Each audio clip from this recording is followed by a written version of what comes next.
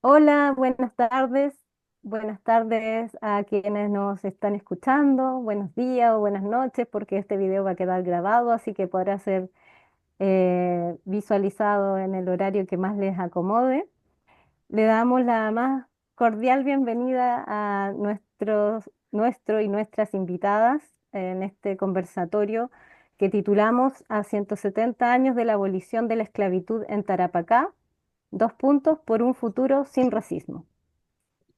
Hoy es martes 3 de diciembre del año 2024. Em, Estamos entre Iquique y Arica. Son las 17 horas 28 minutos. Y bueno, nos hemos reunido porque hoy justamente se conmemoran 170 años, hoy 3 de diciembre, 170 años de de la abolición de la esclavitud en este territorio. Para esto hemos invitado a Damián Lo Chávez, quien es doctor en historia por la Universidad de Tarapacá y también archivista del Museo Regional de Iquique, a Carolina Cortés Silva, quien es activista afrodescendiente y también historiadora y candidata a doctora en educación por la Universidad de Tarapacá. Y también invitamos a Sorángela Popó, quien es licenciada en Educación Parvularia Intercultural y también dirigente migrante y presidenta del Centro Social, Cultural y Deportivo Buen Vivir Sin Fronteras de La Pampa Alto Hospicio. Así que para comenzar, voy a darle la palabra primero a Damián para que nos dé algunas nociones, ¿no?, del contexto, ¿no? ¿Qué es lo que estamos conmemorando hoy exactamente, Damián?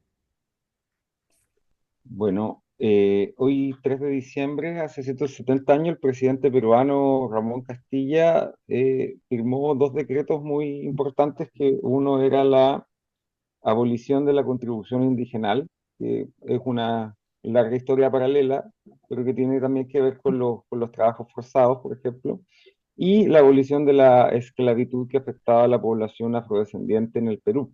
Recordando que Tarapacá y Arica fueron parte del Perú no solo hasta 1800, o sea, en la práctica hasta 1879, 1880, y jurídicamente hasta 1883, que se firma finalmente el Tratado de Paz, y luego, bueno, en 1929 finalmente se decide el problema de la soberanía de Arica y Tacna, y Arica ya pasa a formar de forma definitiva parte también de Chile.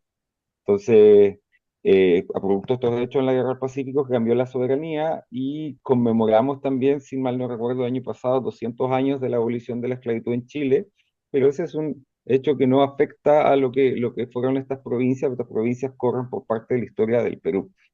Entonces, ¿qué sucedía en este sur peruano? Sucedía que la minería de la plata, sobre todo, que tuvo sus epicentros en Potosí, en el Alto Perú y en Guantajaya, en la que actualmente es la comuna de Alto Hospicio, gatilló una serie de circuitos económicos, comerciales muy importantes, fue la base. Entonces, los mineros españoles empezaron a importar gente esclavizada desde África, eh, con, que residía en el puerto de Arica, donde fueron gran parte de los cargadores portuarios, por ejemplo, los trabajadores de las haciendas, también de los valles de Azapa, de Yuta y otros, que hay en Arica, y era una provincia que estaba muy vinculada a lo que era la minería de Potosí. Posteriormente, lo que fue Tarapacá, hacia el año 1700 más o menos, comienza un boom de la minería, se redescubren las minas de Guantacaya que habían estado medias olvidadas, y también estos mineros empiezan a importar cantidades no menores de personas esclavizadas, algunas de las cuales ya estaban desde el siglo anterior y se reproducen al interior de los espacios domésticos, con una reproducción endógena de la esclavitud. Y finalmente en la segunda mitad del siglo XVIII es donde yo registro más ingresos de estas personas, especialmente desde que se abre el puerto de Buenos Aires. Entonces se configura una ruta África, Buenos Aires, Potosí, Tarapacá, que es un circuito de trata de personas que hay. Y este sistema fue disminuyendo en la medida que la minería entró en crisis a principios del siglo XIX, y los mineros estaban más pobres para seguir comprando esclavos y basaban la reproducción de la esclavitud sobre todo en la reproducción doméstica. Pero el señor Simón Bolívar en 1821, o habrá sido San Martín o Simón Bolívar, uno de los dos, decretó la abolición la libertad de vientre en el Perú, lo cual, y segundo, también sabemos que a lo largo del siglo XIX varios países fueron bloqueando las rutas de tráfico de esclavos, países que eran abolicionistas, y así los regímenes esclavistas que perduraban, como el peruano, el brasileño, los estados del sur de Estados Unidos, tuvieron que verse más que nada obligados a la reproducción interna de esta mano de obra forzada. Y en el caso del Perú en particular, las entradas del guano, cuando los peruanos empiezan a exportar mucho guano y el fisco peruano se financia con estas exportaciones de guano, permitieron hacer un doble negocio. Por una parte, para el presidente Ramón Castilla, que era un caudillo, eran caudillos que guerreaban por el poder contra otros caudillos, necesitaba ganarse una base social de apoyo popular para su causa, para mantenerse en el poder, para las guerras civiles, y por otro lado, fue muy buen negocio para muchos hacendados la abolición, porque por cada persona esclavizada manumitida, el fisco peruano pagó una compensación. Entonces ya para esa altura, eso sí, producto de varios factores de la historia interna, quedaban pocos esclavos en Tarapacá, personas esclavizadas, quedan un total de 15 personas, según yo registré en 1845, pero estos 9 años antes de la ley, pero lo que sí hubo una importante extensión de la población afromestiza. Entonces, en determinados lugares como Iquique o las minas de plata, o Pica, Matilla, por ejemplo, un porcentaje no menor de la población era de alguna casta de color, vale decir, de alguna de las distintas de raíz afrodescendiente. En Arica entiendo que también quedaban muchas personas, muchas más personas esclavizadas, sobre todo en los valles agrarios, según sé, para esta fecha. Entonces, mil más, pero una libertad que siempre es un poco compleja porque se dan muchos fenómenos como una servidumbre que continúa a cambio de techo y comida, situaciones así que desde luego la legislación peruana de la época no la contemplaba y eran tradiciones sociales muy antiguas. Muchas gracias, Damián, por toda esta información de contexto, cosas que realmente se habla muy poco, ¿no? Por lo mismo, tenemos la intención, ¿no? De empezar a hablar con distintos actores, actoras también de la sociedad actual y cómo esta historia es presente y será futuro también, ¿no? En nuestra región. Em, entonces, quisiera ahora hacerles una pregunta a ustedes tres y así, un poco abierta para que la respondan eh, desde su propia experiencia. Ay, sería, ¿por qué debemos recordar y reflexionar sobre este hecho, ¿no? Que se haya abolido la esclavitud, si es algo que parece tan alejado en el tiempo. No sé si Carolina querrá comenzar. Hola, buenas tardes. Em, bueno, primero porque desde las comunidades afrodescendientes siempre en Chile se dice que no hay afrodescendientes. Ya eso es como una primera premisa. En tanto, al momento de conmemorar estas fechas, se instala en el ideario colectivo la presencia de una comunidad afrodescendiente como un grupo de personas que hizo un aporte a la construcción del Estado-Nación. Y porque en el caso, por ejemplo, de los afrodescendientes chilenos, estamos constantemente siendo extranjerizados ya sin, por supuesto, desde nuestra parte como afrochilenos, sin tener ninguna distinción étnica con nuestros compañeros y compañeras migrantes, ¿cierto?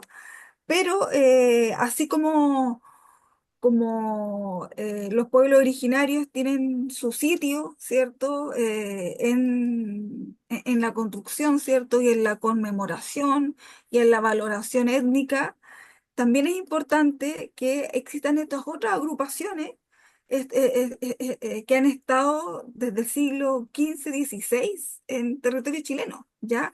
Claro, como decía Damián, a partir de 1929, recién Arica, Tarapacá pasan a territorio chileno, pero a pesar de aquello, incluso hay una ley que nos respalda, pero es como una ley así como media muerta, ya porque la ley 21.151 reconoce al pueblo tribal afrodescendiente chileno, pero no hay nada que diga, o sea, no hay nada que haga esto carne, ya que nosotros veamos aquella presencia.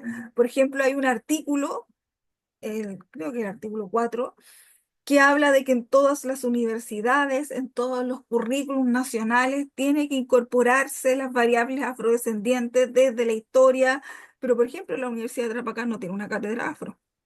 De estudios, no tiene un centro de estudios afro-latinoamericanos, por ejemplo, como existen en otras partes.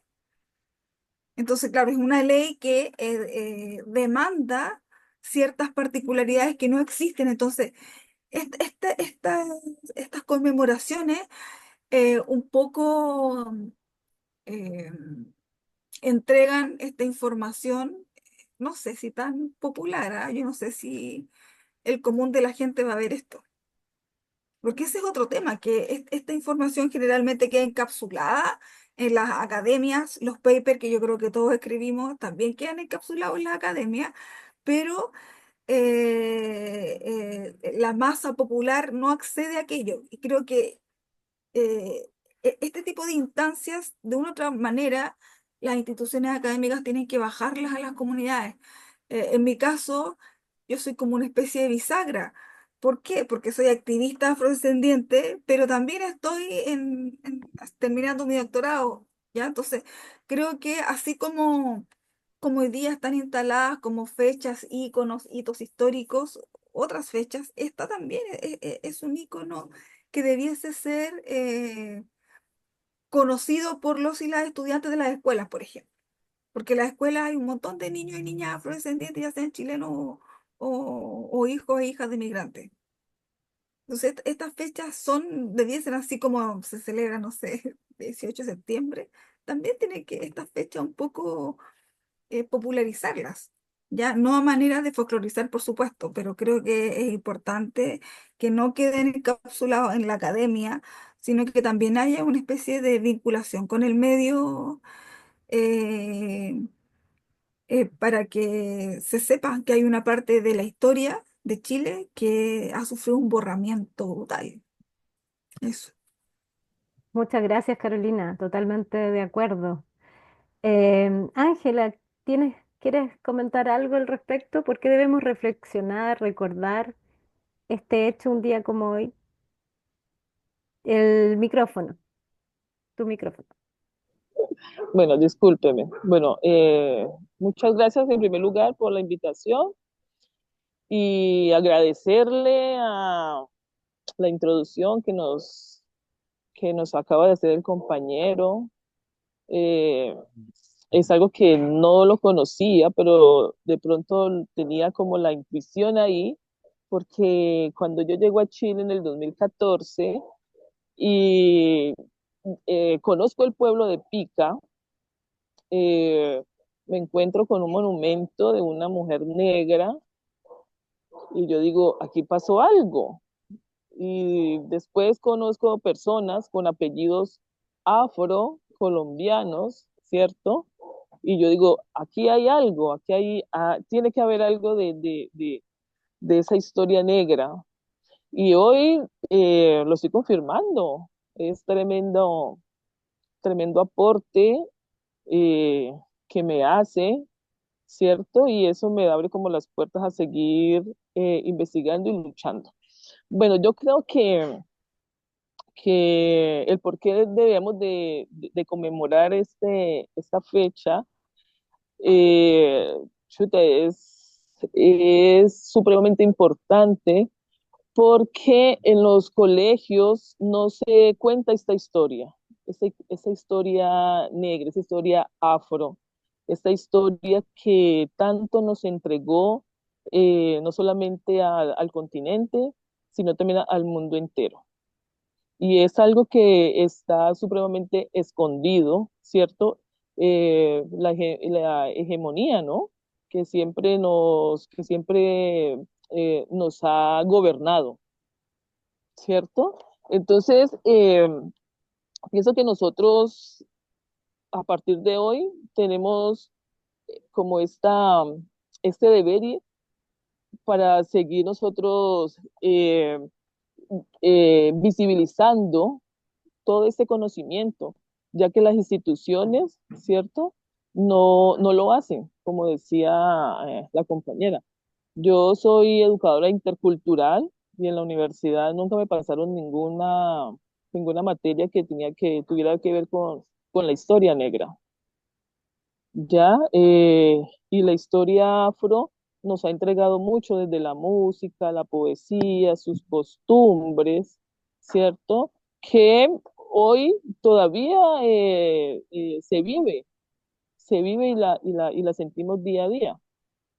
Y, desde la parte migrante, cuando nosotros llegamos acá, no es que somos afrochilenos, no, porque los africanos llegaron, no estaban acá, llegaron y empezamos a viajar por todo el mundo, ya nos trajeron de acá con esta con esta esclavitud, ¿no? Entonces no estábamos acá. Entonces yo pienso que tampoco deberíamos de decirnos que somos afrochilenos, ni afrocolombianos, no, porque todos somos uno solo, todos venimos de una misma madre, que es África. Muchas gracias, Ángela.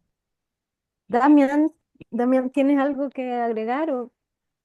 Sí, mira, yo la verdad es que he estado desarrollando un programa de estudio en los últimos 4 años más o menos, 5 de hecho, donde había un fenómeno que a mí había algo en la memoria de regional, había algo que a mí me conflictuaba, que era la ausencia de personas. Entonces siempre pareciera ser que la historia de Iquique comienza con Arturo Prat.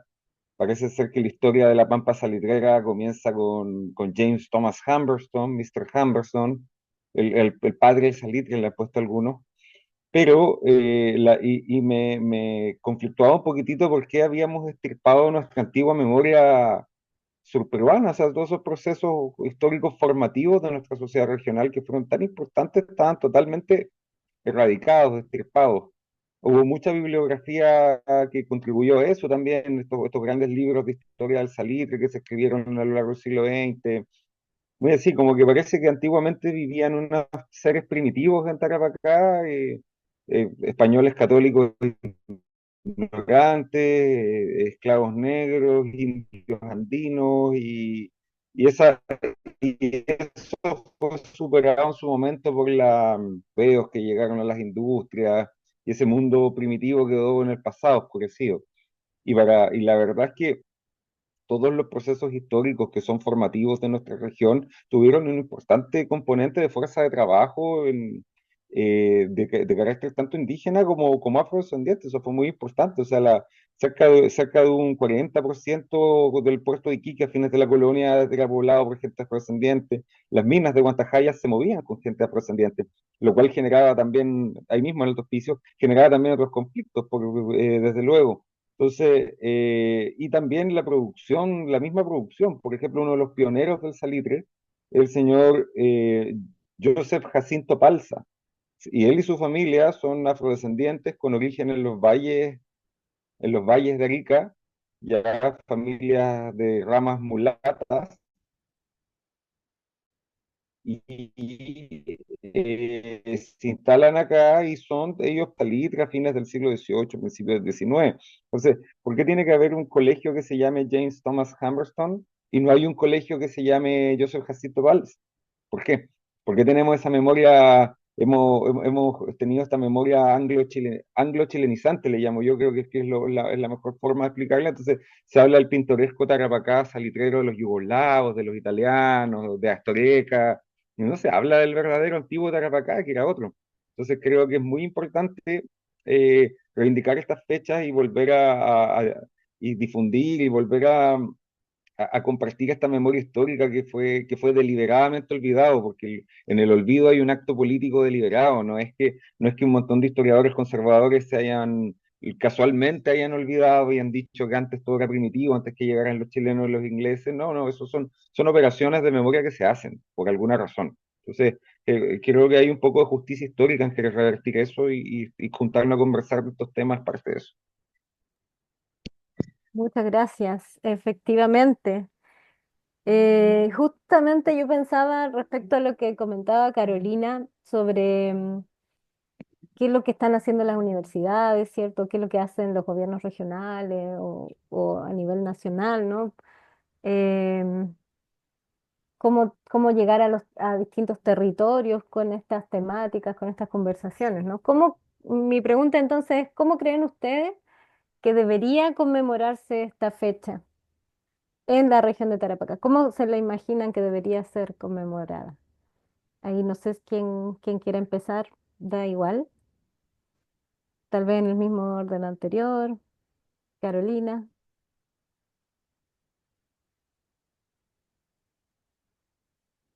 o Ah, hola. como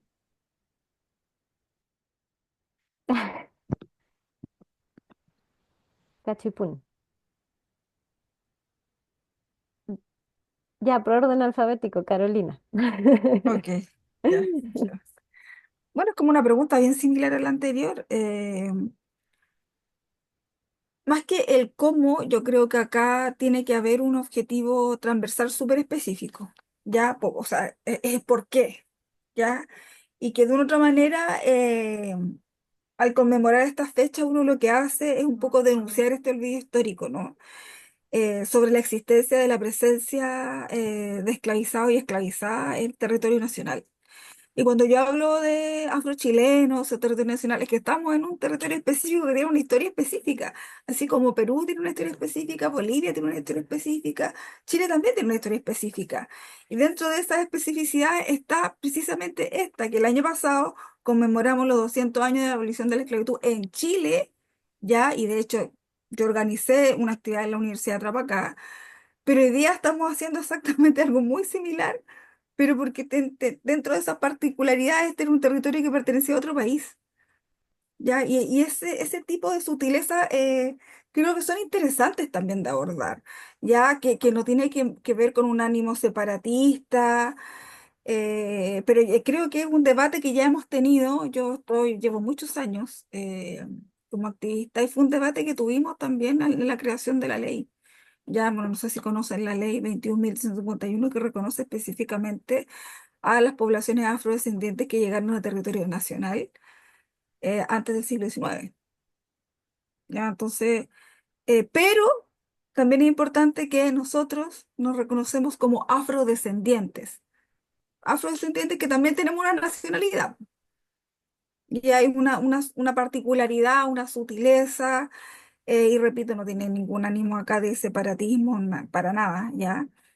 Eso es una de las cosas. La otra también tiene que ver con esta visibilización de las personas afrodescendientes, ya sea en la economía, en el aporte histórico, en el aporte cultural, eh, especialmente en las regiones de Arica y Tarapacá.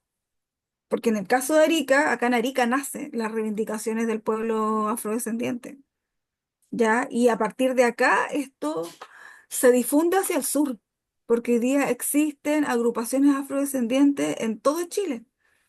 ¿Ya? Y muchos chilenos y chilenas comienzan a indagar acerca de sus afrodescendientes. O sea, acá mismo en Arica, gente que nunca no sabía que era afrodescendiente y se entera porque, claro, habemos un grupo de personas que nos dedicamos, ¿cierto?, a la historia y hemos relevado algunos apellidos específicos, como decía Ángela, que vienen de familias tradicionales y de troncos coloniales afro. Em, entonces, ¿qué es lo que se logra al trazar un objetivo claro? es rescatar, ¿cierto? Preservar esta memoria afrodescendiente. Y la lucha también por rescatar esta documentación y la historia, la genealogía, ¿cierto? Y todas las contribuciones culturales que hay en palabras, ¿cierto? En comidas. O sea, hay muchas cosas que nosotros hacemos y que decimos y que tienen raíz, que vienen de nuestros ancestros y ancestras africanos, ¿cierto? Y también de una otra manera esto permite promocionar estas tradiciones como la danza, la música, qué sé yo, la gastronomía. Revaloriza también esta identidad afro, rescata esas resistencias, porque también está como en el ideario colectivo que era un grupo de pobrecitos que se dejaba llevar por las personas blancas y que no hacía nada. O sea, esto yo lo he escuchado un montón de veces como que no existía ningún tipo de resistencia y había una resistencia tremendamente inteligente desde las ancestras que vivieron la esclavitud. Eh, no sé, yo bueno, escribí un libro con una compañera afro también, que habla precisamente de las resistencias de las mujeres afro durante la colonia. Y hay algunas que son tremendamente creativas y con una inteligencia pero insuperable. Entonces esas cosas el común de la gente no las sabe. Y es por eso que es súper importante rememorar esta fecha, porque eso también permite esta lucha contra el racismo estructural, que es un racismo heredado desde la colonia y desde este Chile republicano, ya porque esta historia eh, homogeneizante la que provocó este borramiento, ¿cierto?, de las raíces afrodescendientes de Chile. Entonces, yo creo que o sea, antes de preguntarnos por qué, o sea, cómo, por qué tenemos que hacerlo, ¿ya? Y la importancia de trazar un objetivo como institución, ya un objetivo como regiones. Ya, por ejemplo, acá en Arica hay una oficina municipal de asuntos afrodescendientes. Y eso no se logra desde la institucionalidad, se logra desde la sociedad civil. Entonces, desde el activismo, todo lo que pasa acá en Arica no nace desde la institución, nace desde la sociedad civil, desde estos grupos, estas veintitantos agrupaciones afros que hay que nos hemos organizado y hemos logrado la ley, la Oficina de Asuntos Afrodescendientes de la Municipalidad de Arica, y hay una serie de acciones afirmativas que sirven hoy día para decir, hey, nosotros somos afrodescendientes, estamos acá desde el siglo XVI, ¿cierto? Y hay una ley que nos reconoce como tal. Eso. Excelente respuesta, Carolina. Gracias por recordarnos, ¿no? Esas historias de resistencia y la importancia que tiene también visibilizar esto, recordar esto, conmemorar, ¿cierto? En esa proyección, ¿no? Como pusimos en el título, por un futuro sin racismo, ¿no? ¿Cómo podemos pensar un futuro sin racismo? Y la única manera de hacerlo es escarbando, ¿no? En nuestra propia historia. Eh, Ángela, Damián, ¿ustedes cómo creen que se debería conmemorar esta fecha en la región de Tarapacá? Mm. Ángela, primero mejor. Ah, ya le gané. Bueno, yo diría también que también fue un momento de celebración y también de resistencia, como decía Carolina, ¿cierto? ¿Cómo la deberíamos de celebrar o de conmemorar? Yo considero que Arica nos lleva también años luz a nosotros acá en Hospicio, en primer lugar. Y en segundo lugar, yo creo que deberíamos de reunir a todos los profesores que dan historia en los colegios eh, y decirles a ellos que existe y que hay una historia negra escondida, ¿cierto? Hablar un poco del cachimbo, por ejemplo, ¿cierto? Eh, porque el cachimbo tiene aires afro en sus instrumentos, nos damos cuenta, y se baila el cachimbo pero tampoco se cuenta su historia, ¿no? Entonces, a partir de ahí, considero yo que deberíamos de celebrar esta, esta abolición de la esclavitud desde la música, desde la danza, y contar qué es lo que hay detrás de ella. Porque muchas veces nosotros, como artistas o gestores culturales, nos colocamos un traje, nos subimos a un escenario y no estamos como conscientes de lo que estamos haciendo. Entonces, eso también debe de ser parte de nosotros poder reivindicar esta historia. Gracias, muchas gracias. ¿Damián? ¿Quieres Bueno, agregar algo?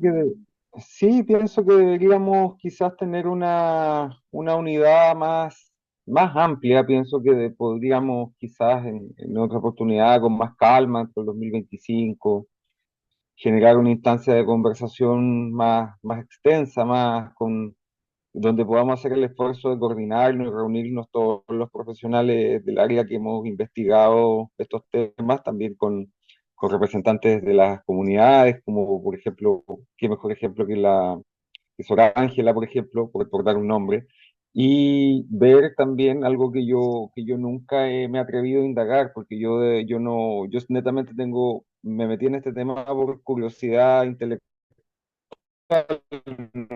no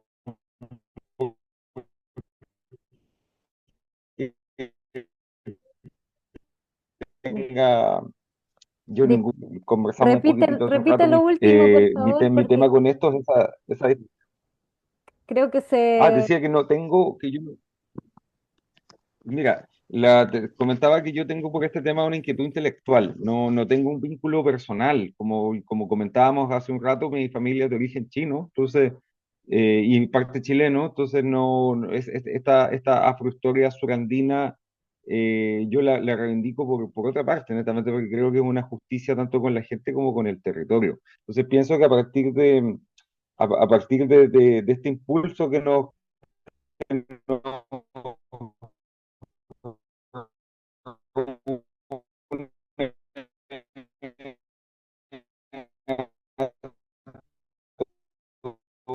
podríamos generar una investigadores como que han tratado de dialogar tanto con las comunidades que pueden ser de migrantes, muy legítimamente representadas acá en la región, como también ver si hay alguien que le pueda interesar este tema entre lo que queda de los antiguos tarapaqueños, que no quedan tantos lamentablemente por los procesos de ligas patrióticas, chilenización, etcétera, pero yo creo que aún queda gente y tengo detectada gente que pertenece a esta afrohistoria antigua de Tarapacá y saber dialogar con ellos, a ver si también a ellos les interesaría también saber más, y que también hacer alguna actividad en sus mismas comunidades, pues, por ahí podría ser. Habría que dialogar y preparar. Sí, tenemos hartas tareas para lo que se viene.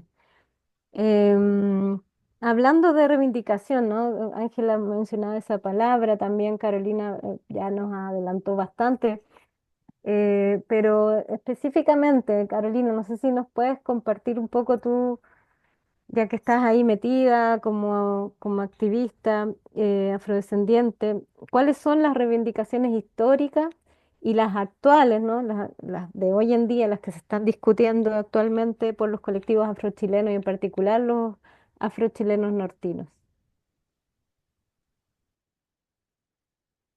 Bueno, son múltiples y variadas. Bueno, por supuesto, la primera, ¿cierto? Este reconocimiento de la presencia africana, ¿cierto? Y de hoy día los descendientes de población esclavizada en Chile. O sea, eso yo creo que es como lo primero. O sea, reivindicar esa presencia y reconocer esa presencia, ya como parte de este olvido histórico. Luego creo que indispensable y que lo hemos conversado infinitamente en las agrupaciones a las que perteneció el rescate y la preservación de esta memoria histórica afro. Ya luego para dar paso un poco a la revalorización de esta identidad afro, porque, como comentaba recién también, el tema del proceso de chilenización y las ligas patrióticos fue algo brutal acá en el norte. O sea, la mayoría de nuestras familias estuvieron escondidas en los valles, y si nosotras hoy día somos así tan matizadas es precisamente porque nuestras abuelas estuvieron obligadas a emparentarse con hombres blancos para no reproducir el color de la persecución. Y que también nosotros nos enfrentamos, yo que he participado en seminarios internacionales, las afrochilenas somos las más blancas de las negras. Y también hemos sufrido como una especie de racismo inversa, como ustedes afro, que raro, no lo parecen. Ya, pero también hay un componente histórico territorial y que habla de este proceso de chilenización. O sea, mi abuelo era negra, pero mi abuelo no era negro.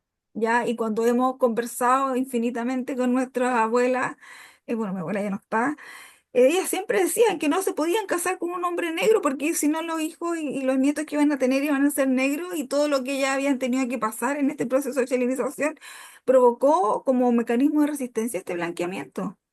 Ya, entonces, este colorismo que también existe hacia las mujeres y hombres afrochilenos, que nosotros lo hemos sentido en Brasil, en Colombia, o sea, también es bien fuerte para nosotros que hay una negación de parte del resto de la comunidad afro-latinoamericana hacia los afrochilenos, porque no lo parecemos, ¿ya? Entonces, claro, se esperan, la gente cuando habla de afrodescendientes espera encontrar a un africano o africana.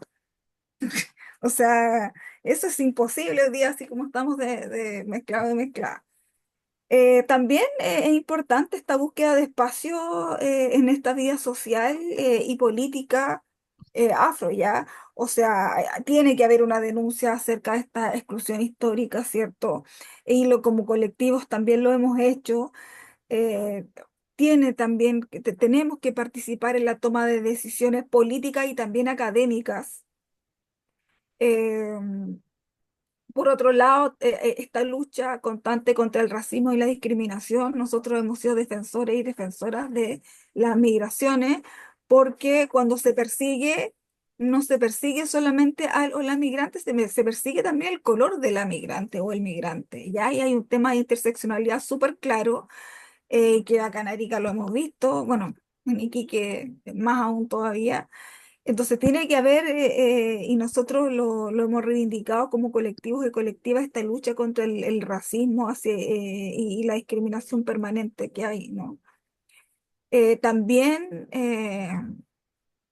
desde la lucha política y constitucional estuvimos muy presentes en los procesos convencionales. Desde que no tuvimos el escaño reservado, estuvimos tremendamente presentes, o sea, con la colectiva en la que yo era parte hace algún tiempo atrás, sacamos una guía antirracista que fuimos a presentar a la convención. Entonces también hemos hecho acciones afirmativas que hablan de una lucha constante, porque si bien en este proyecto de constitución que tuvimos truncado, había un reconocimiento tremendamente somero y limitado hacia el pueblo afrodescendiente, y precisamente sucedió porque los y las convencionales negaron esa posibilidad, porque se consideraba que en Chile no habían afrodescendientes y los que estaban en el extranjero, y que ellos pensaban que iban a reconocer como a los y las extranjeras. Entonces se da esa suerte de extranjerizar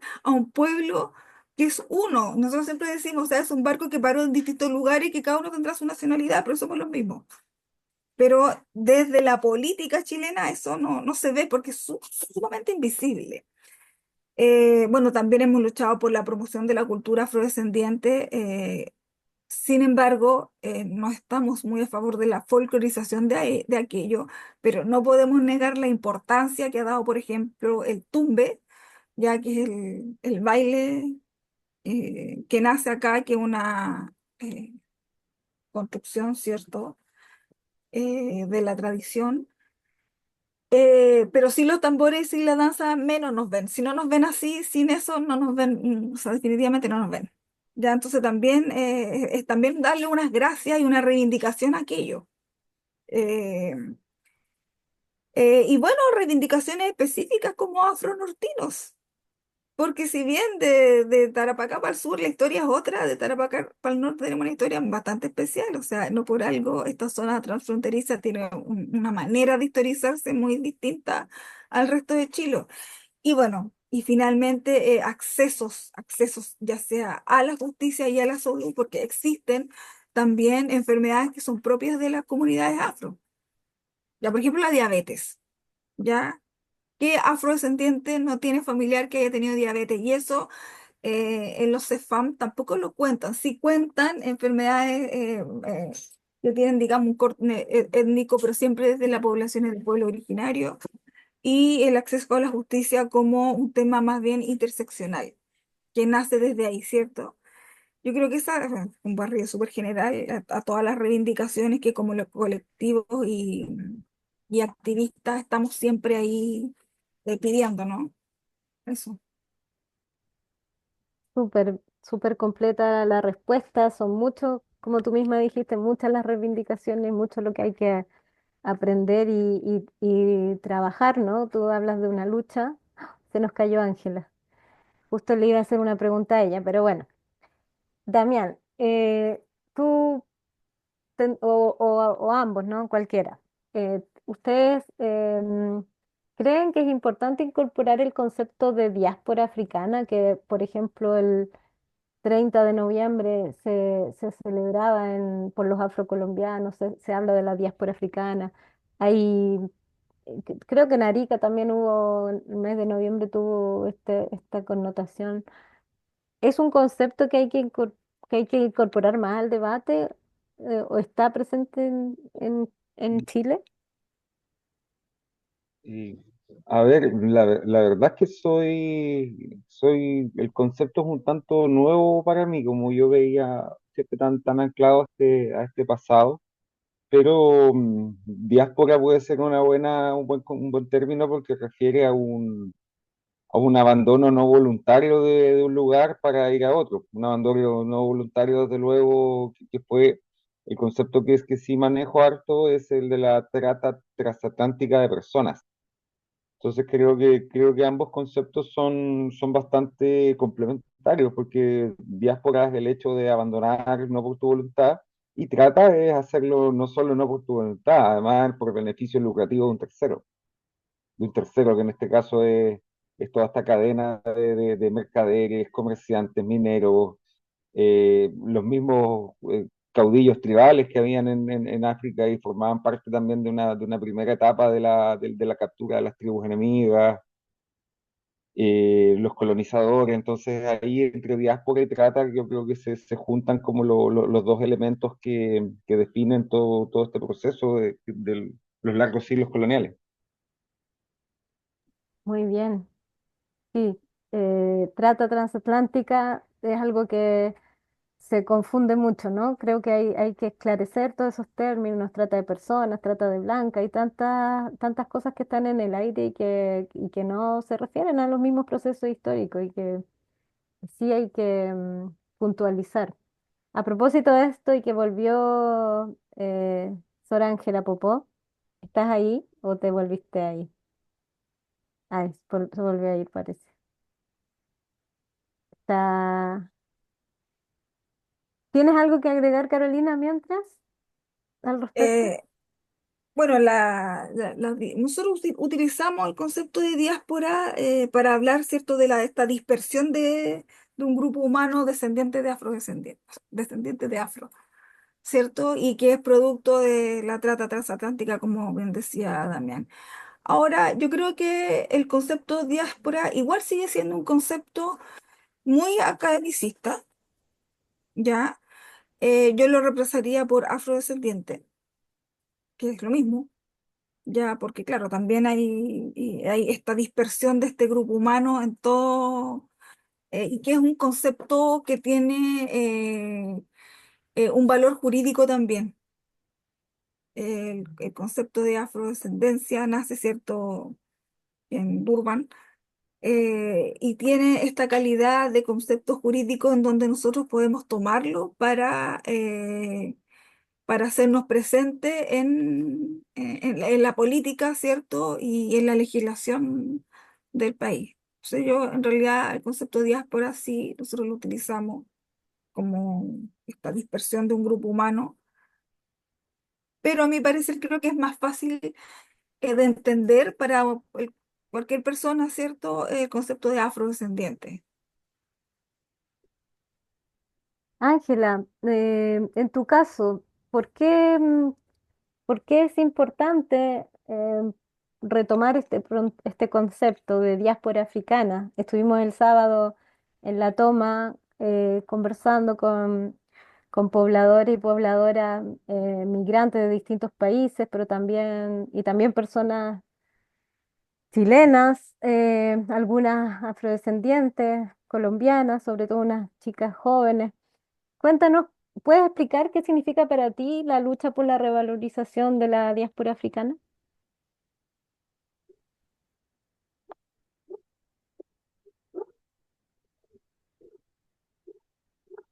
Voy a tener que apagar la cámara porque me está viendo la señal. Ya. Bueno, yo creo que para mí es muy importante el concepto de la diáspora, porque, como decía Carolina, ese concepto nos representa eh, la, todas las personas que vivimos fuera de nuestro país, ¿ya? Y no solamente, bueno, igual nace la diáspora desde la parte africana, ¿cierto? Pero también tiene que ver mucho también con la migración, ¿ya? Cuando uno, en el momento en que uno se desplaza, ¿cierto? Que se va fuera de su país, muchas veces por voluntad propia, pero la mayoría de las veces es por problemas políticos y, y eso es lo que vemos hoy en día, ¿no? Eh, la cantidad de personas a nivel mundial, cómo se están desplazando por las guerras, por los problemas políticos, por tantas cosas que vemos. Entonces ahí también entra como, como el concepto de la diáspora. Y es importante porque eh, yo creo que en cualquier lugar del mundo, y usted lo acabó de decir, estos grupos de personas nos encontramos y queremos reunirnos, ¿cierto? Nos reunimos para hablar, para conversar, para compartir nuestras penurias, también nuestros logros, ¿cierto? Compartir y no dejar que se muera nuestra cultura, ¿ya? Entonces, para mí es importante el concepto de la diáspora porque nosotros en Colombia lo hablamos, ¿no?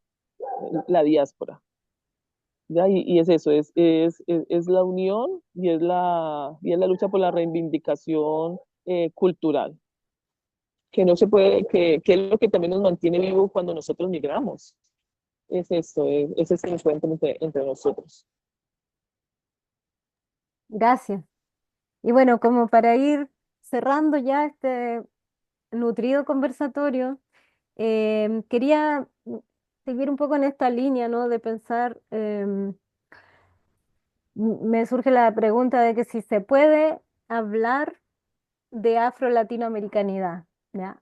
En esta idea de trascender las fronteras, ¿no? Pensando en esta experiencia de Ángela que ha tenido que emigrar y entonces resignifica la diáspora africana, ¿cierto? De esta primera migración, nos quedamos los dos también. Eh, ahí volvió. De esta primera migración no forzada, la trata transatlántica, la esclavización, el secuestro de personas africanas y luego una migración contemporánea, ¿no? Entonces, en estos contextos hemos visto, me ha tocado ver, ¿no? De repente encuentros que no son eh, muy fáciles de de llevar, ¿no? Entre afrodescendientes por distinción de nacionalidad. Entonces, Me pregunto si puede existir una, o se puede hablar de una afro-latinoamericanidad, si existe esta identidad o es solamente un ideal. No sé si tienen ahí algo que comentar. Mm. Dani, discúlpame, ¿puedes repetir porque me había salido, me ha perdido la señal?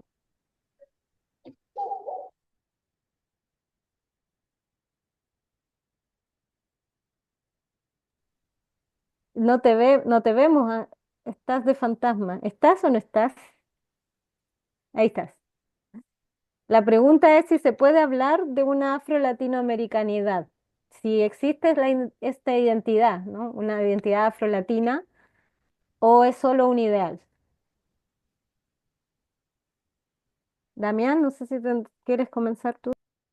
Bueno, yo la verdad es que no puedo, me complica un poco contestar la pregunta así como afirmando tajantemente o negando tajantemente, porque creo que esa es una, quizás yo creo que Carolina y Ángela tienen mucha más propiedad para debatir aquello.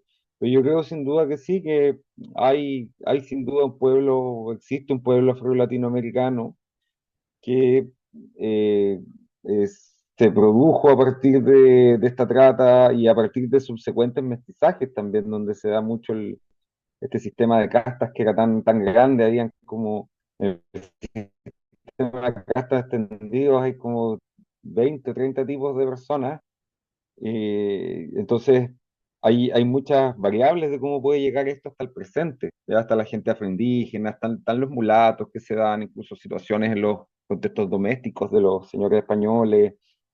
Y en la actualidad yo pienso que sí, pero el problema es que eh, cómo estará evolucionando nuestra sociedad de acuerdo a entender estos espacios transfronterizos, de acuerdo a entender estas presencias, si las presencias migrantes son o no son afrodescendientes, qué relación pueden tener entre las personas, la población local y las personas que han tenido que emigrar como Ángela en los últimos años a raíz de muchos problemas que han ocurrido en América Latina. Esos son temas que yo creo que quedan muy por decidirse de cara pero de que existe una población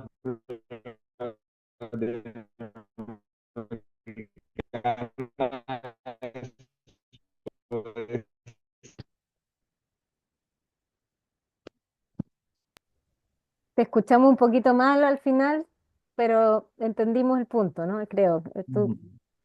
Muchas gracias, Damián. Carolina, Eh, bueno, yo comparto lo que comenta Damián, ¿cierto? Sí, yo creo que sí existe una latinoamericanidad afroamericanidad. Eh, o una identidad afrolatina, ¿no? sí, Más sí, yo creo fácil. que, claro, porque tenemos una historia en común, ¿cierto? Y que es la trata transatlántica, ¿cierto? Y esta historia en común, ¿cierto? Comienza a separarse dependiendo de las coyunturas de cada territorio, ¿ya? Pero, no sé, pues a mí me ha pasado que cuando viajo a encuentros siempre tenemos puntos en común con las compañeras de otros países, ya costumbres, y es una cosa que uno como que la trae, inherente, o sea, sin que haya como una enseñanza de por medio, son... eh, no sé, como saberes ancestrales que uno tiene y que comparte con compañeros de trabajo. Me ha pasado un montón de veces. Por ejemplo, existen estas muñequitas, las abayomi, ¿ya? Que las hacían las mujeres africanas, sus hijos, sacando de trozos de sus ropas, qué sé yo. Y yo, sin saber, cuando hace 15 años atrás tuve a mi hija, yo le hacía muñequitas negras. Ya, pero eso a mí nadie me lo enseñó, yo lo hacía y le hacía a mi amita, le hacía a mi sobrina. Y después, con los años, me entero de estas muñecas y lo hemos conversado infinitamente con compañeros en otros lugares o las maneras de criar, por ejemplo, esta musicalidad que tenemos siempre en el momento de maternar, ya también es algo muy común en nosotras. Entonces yo creo que sí hay este componente, este factor que nos unifica, ¿ya? y que podemos hablar fervientemente de este concepto. eh, y porque la historia fue bastante similar, o sea, el trato, ¿cierto?, que se les dio a las poblaciones esclavizadas en Latinoamérica fue bastante similar, a diferencia de otros lugares como en Estados Unidos. Entonces creo que eso es como este punto que nos encuentra, ya el punto bien en común que tenemos. Eso. Exacto. Ángela, una, una última palabra. Yo digo que sí, ¿por qué? Eh, lo veo yo porque eh, por Cartagena, en Colombia, entraron pero muchos eh, eh, africanos. Y desde ahí empezaron también a repartírselos por todo el continente, ¿cierto? Eh, lo que decíamos anteriormente, la música. La música es algo que a nosotros nos, nos tiene mucha similitud, ¿cierto? Como también no solamente venían personas afro de un solo país de África, sino que también venían de varios países, ¿ya? Entonces, por ejemplo, en Paraguay, si vemos los instrumentos musicales eh, afro, son totalmente diferentes a los instrumentos musicales afrocolombianos o afrochilenos, ¿cierto? O afroperuanos, ¿cierto? Pero el ritmo como que es un poco similar. Los instrumentos son totalmente diferentes. Y también tenemos las costumbres. Hay muchas costumbres que son similares a, a las nuestras, como decía Carolina, eso es verdad. Las parteras, ¿cierto? Yo creo que en todas partes de Latinoamérica han habido parteras negras, ¿cierto? Entonces, yo pienso que sí, que tenemos algo en común, ¿ya? La gastronomía, ¿cierto? Es también eh, ha sido también fundamental para nosotros tener esta identidad latinoamericana. Y hay otra cosa, ¿no? También como lo mencionaba Carolina, que el trato fue casi similar, por no decirlo que similar, ¿cierto? Eh, Estos negros fueron maltratados, tratados como animales, como lo sabemos. Muchos perdieron sus extremidades, ¿cierto?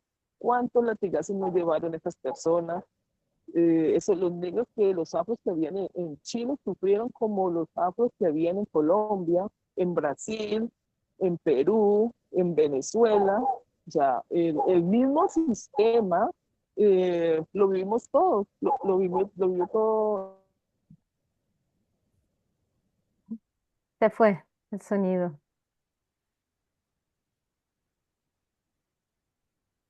Se nos fue la Ángela. Bueno, pero eh, si es que no vuelve, estábamos cerrando de todas maneras. Esta, como decía al principio, es una instancia, es un punto de partida, ¿no? Más bien que que nos propusimos con el afán de ir pensando en un futuro sin racismo, ¿no? En el que se reconozcan estas identidades, en el que salga eh, ese olvido histórico, ¿no? Como nos mencionaba Carolina, en el que existan muchas reivindicaciones políticas que puedan ser también tomadas, asumidas por la academia, que hasta ahora las ha minorizado, ¿cierto? Incluso, bueno, contribuido a esa invisibilización, ¿no? Entonces, son hartos los desafíos. Yo agradezco mucho a cada uno y cada una de ustedes por haber estado acá. No sé si quieres cerrar, Ángela, tu idea porque te habías caído pero así muy breve, en un minutito para ir ya cerrando. Sí, me caí la señal. Ah, sí, entonces les decía que el trato que recibimos que recibieron esos africanos a nivel latinoamericano fue casi el mismo, ¿cierto? Y hoy en día la mujer afro en ese tiempo era también vista sexualmente, tanto la mujer como el hombre, ¿cierto? Y hoy, después de tantos años, seguimos en lo mismo, ¿cierto? Entonces yo también considero yo que también es por el desconocimiento que tenemos de esa historia, de todo lo que pasó, porque la historia que se cuenta y la historia que tenemos nosotros en la mente es una historia hecha por personas blancas, como lo mencionaba Damián, ¿cierto? Entonces, eh, y hoy en día, nosotros los afrodescendientes estamos en la posición de reconocernos como Carolina lo mencionaba, ¿no? ¿Por qué mi cabello es negro? ¿Por qué mi cabello es apretado? ¿Por qué mi nariz es chata? ¿Por qué mis labios son gruesos? ¿Cierto? Y por ahí tenemos que empezar a reconocernos y así nos aceptamos nosotros mismos como descendientes africanos. Muchas gracias, Ángela, muy profundas esas palabras, ¿no? Em, Nada, quisiera despedirme, agradecer infinitamente por su tiempo. Ojalá que este debate, como decía inicialmente, florezca. Agradecer también a Javiera Carmona que nos contactó y que impulsó también este encuentro, este conversatorio del doctorado en antropología de la UTA. Agradecer al doctorado de ciencias sociales, de historia, de educación por haber aceptado y formar a historiadores y a historiadoras como ustedes. Y bueno, eso, nada más despedirme y que sigamos por mi parte. Gracias, Nanet, te agradezco el espacio y también gracias también a Carolina, que es mi colega y partner en investigación. Estamos presentando ahora un segundo artículo del tema en enero, esperamos compartirlo.